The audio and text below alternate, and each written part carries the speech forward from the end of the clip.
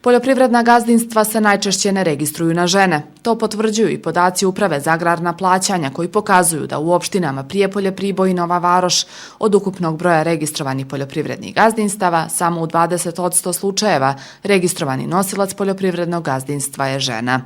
U Prijepolju se od 4359 aktivnih porodičnih poljoprivrednih gazdinstava 800 vodi na žene, odnosno tek oko 18%. Priboj broji 2604 registrovana poljoprivredna gazdinstva, od čega je 501 registrovano na ime žena, odnosno 19%.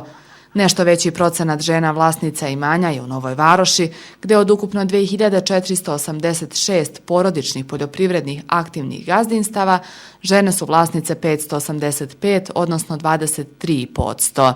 Prema podacima Republičkog zavoda za statistiku iz 2017. godine o osobama koje su nosioci jednog od 617.000 registrovanih gazdinstava, muškaraca je bilo 510.000, odnosno oko 85%, a žena oko 106.000, odnosno svaka peta žena bila je vlasnica poljoprivrednog gazdinstva.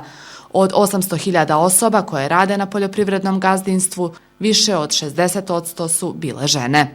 Pomažući svojim muževima, poljoprivrednicima i drugim samozaposlenim muškarcima, žene nemaju pravo na socijalno osiguranje i često nemaju imovinsko pravo na zemljište.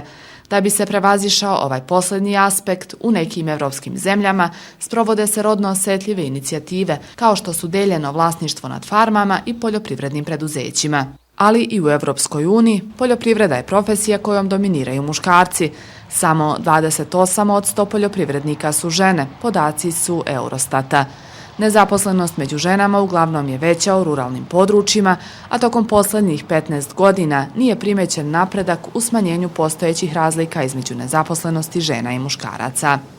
U strategiji Evropa 2020 se navodi da su poljoprivreda i ruralna područja ključna za postizanje cilja da stopa zaposlenosti stanovništva od 20 do 64 godine iznosi 75%.